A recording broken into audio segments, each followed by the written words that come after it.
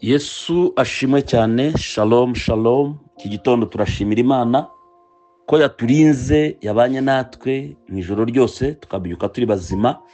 Icyubahiro ni icyayo uyu munsi n'iteka ryose. Gushima Imana ni ngombwa kandi gushima Imana ni ingenzi, kuba yakoze imirimo myinshi ku buzima bwacu kandi itandukanye. Turi kumwe rero na Bishop Karema John. Mutima w'uyu munsi ni ukuva igitabo cyo kuva ibice 13:21. Havuga ngo Uwiteka ku manywa yabagendaga imbere ari mu nkingi y'igicu ngo abayobore, nijoro yabagendaga imbere ari mu nkingi y'umuriro, ngo abamurikire babone uko bagenda ku manywa na nijoro. Amen. Iri jambo ry'Imana rivuze ku gicu cy'Uwiteka, ariko rikivuga mu bice bibiri.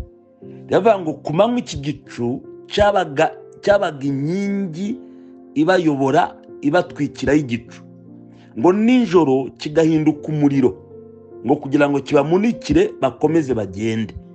Iki gicu rero ntabwo gisanzwe hagati y'Abisiraheli. Iki gicu cyari iki?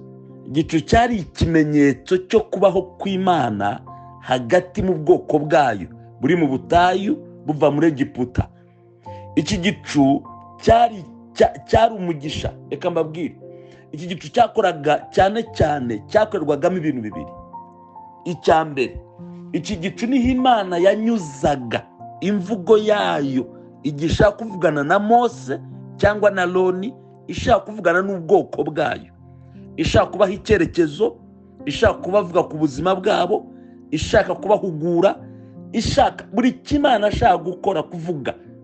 Yanyuraga muri iyi nkingi y'igicu kigatwikira ihema, kigatwikira agiye kuvugana nabo bakumva ijwi ryayo. Muri iki gicu niho Mose yamaze iminsi 40 n'amajoro 40 ntiyagira inzara. Bivuze ngo cyari ikimenyetso cyo kubaho kw'Imana kuzuye hagati y'abantu bayo. Ni nka Kristo hagati mu bizera. Yesu ashimwe cyane.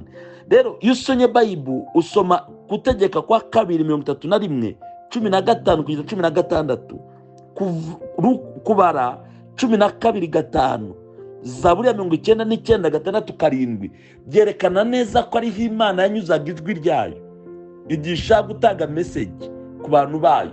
Yanyuzaga mu kimenyetso cy'igicu, kubaho kwayo, ikavuga n'abantu bayo. Icya kabiri gikomeye, niho Imana yanyuzaga kubaho kwayo mu kurwanirira abantu bayo. Iyo usomye igitabo cyo kuva 14:24, havuga neza ngo igihe Abisiraheli bari baherekeje mu butayu bagenda, Farawo yarabakurikiye n'ingabo n'amagare n'amafarashi, ngo Uwiteka yitegerereza Farawo mu nkingi y'umuriro n'igicu, ngo abona ko atuzi ubwoko bwa Isiraheli. Haleluya. Ngo yitamurura muri iyo nkingi. Imana noneho irigaragaza mu nkingi y'igicu byeruye, yiyereka Abanyegiputa, ngo ibereka itandukaniro riri hagati y'abana ba Isiraheli b'isezerano n'Abanyegiputa. Abantu bamaranye nabo imyaka 400 babakoresha uburetwa, babakoresha ubucakara, babakubita ibiboko, babica uko bashaka. Imana yigaragarije mu nkingi y'igicu iberekana nk'abantu badasanzwe. Farawo yageze ku nyanja avuga ngo menye neza ko Uwiteka arwanirira Abisiraheli akarwanya Abanyegiputa. Nandi magambo, menye neza ko Imana burya iri hagati y'Abisiraheli. Nubwo Imana yacecetse imyaka 400 kugira ngo isoze ibyavuganye na Abrahamu, ariko yarigaragaje. Abanyegiputa bamenya ko Imana iri hagati y'Abisiraheli. So rero igicu, inkingi y'igicu n'umuriro cyari ikimenyetso cy'ubumana hagati y'Abisiraheli. Ni nk'uko ubu ngubu ikimenyetso cy'abizera ari Mwuka Wera, ari Kristo. Haleluya. Niko iyo nkingi y'igicu yari imeze. Rero inama nshaka gutanga uyu munsi ishingiye kuri iri jambo, tugombye gushaka Imana, tugombye kugira ubusabane n'Imana, tugombye kwinginga Imana, tukageza ku rwego tugira ikimenyetso cy'ubumana kitugaragaraho. Umuntu akagera ku rwego agira ikimenyetso cy'ubumana kimugaragaraho. Wahura n'umuntu akamenya ngo umuntu ari mu bumana, ukagira ikimenyetso cy'ubumana kigaragarira aho uhurira n'Imana, ukagira ikimenyetso donc aho ugeze ahantu ujya uhurira n'Imana wahagera hakabaho ikimenyetso kikwereka ko Imana mwahuye. Tugomba gushaka Imana tukagera ku rwego tugira ikimenyetso kitwereka ko Imana twavuganye nayo, ukavugana n'Imana ku buryo ubona ikimenyetso ukamenya ngo kubaho kw'Imana nakubonye, Imana navuganye nayo.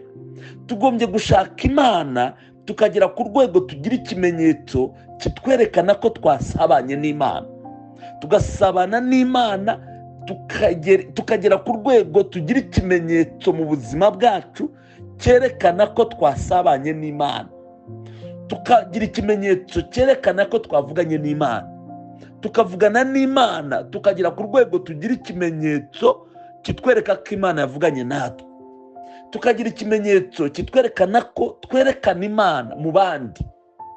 Bivuze iki rero? Ngo iyo umuntu asabanye n'Imana ashobora kugira ku rwego agira ikimenyetso kimwerekanaho ubumana.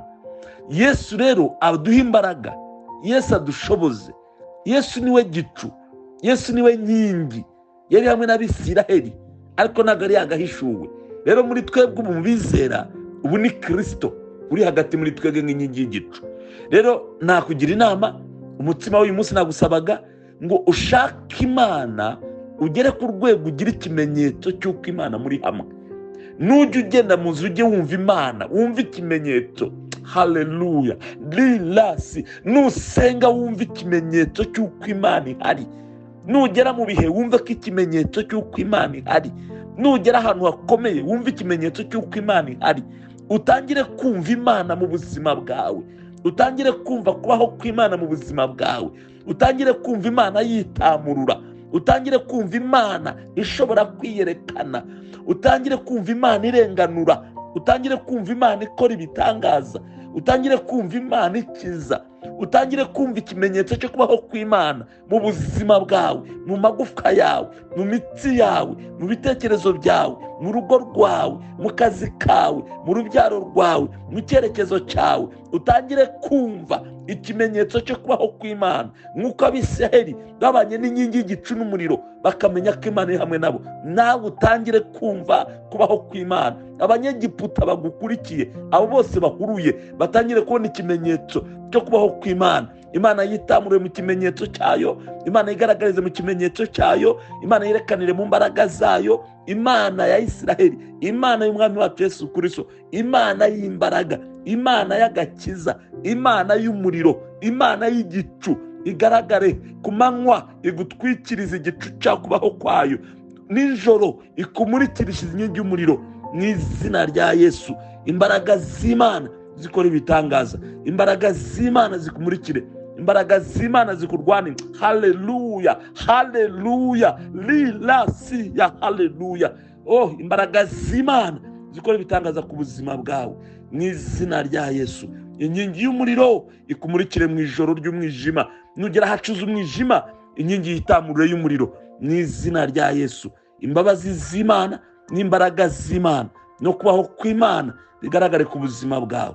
Ibitangaza bikoreke, ibimenyetso bikoreke, icyoro cy'Imana kigaragare, amavuta agaragare mu izina rya Yesu Kristo rikomeye kandi isumba amazina yose. Amen. Shalom, shalom. Mwakira umutima w'uyu munsi mu izina rya Yesu. Umutwe munsi uravuga ngo ukwiriye gushaka Imana ukageza ku rwego ugira ikimenyetso cyo kubaho kw'Imana mu buzima bwawe.